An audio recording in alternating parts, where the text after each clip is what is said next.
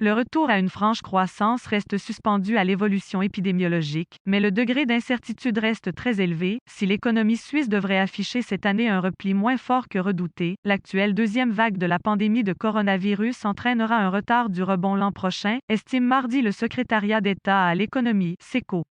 Le retour à une franche croissance reste suspendu à l'évolution épidémiologique, mais le degré d'incertitude reste très élevé. Pour cette année, le groupe d'experts du SECO anticipe désormais un repli du produit intérieur brut (PIB) de la Suisse corrigé des événements sportifs de 3,3%, soit le plus fort recul depuis 1975, indiquent les services du conseiller fédéral Guy Parmelin.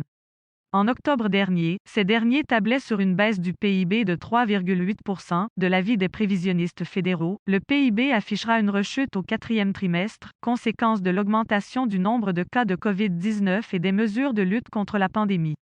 Celles-ci vont fortement en travers la croissance de l'économie internationale, particulièrement en Europe, le vieux continent représentant le premier client de l'industrie helvétique. Le SECO relève cependant que ces mesures se révèlent généralement moins draconiennes que celles mises en œuvre au printemps dernier. Leurs conséquences pour l'économie devraient donc être moins lourdes. Cette année, le taux de chômage moyen devrait se fixer à 3,2%, une prévision identique à celle présentée il y a 3 mois. Évoquant l'an prochain, le SECO prévoit une croissance du PIB de 3%, un taux nettement inférieur aux attentes d'octobre dernier, lesquelles se situaient à 3,8%.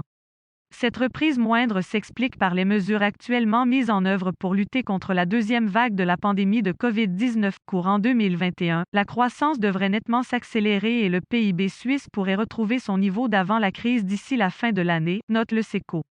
Quant au taux de chômage, il devrait dans un premier temps poursuivre sa hausse pour atteindre une moyenne annuelle de 3,3%. Les prévisions du SECO reposent sur l'hypothèse d'une amélioration progressive de la situation épidémiologique à compter du printemps 2021, dû fait notamment à la distribution à large échelle de vaccins contre le COVID-19. Dès lors, un effet de rattrapage au niveau des dépenses de consommation et des investissements devrait favoriser une expansion de la production qui pourrait temporairement dépasser la moyenne. Les exportations de marchandises, en particulier, profiteraient sensiblement de la reprise de l'économie mondiale.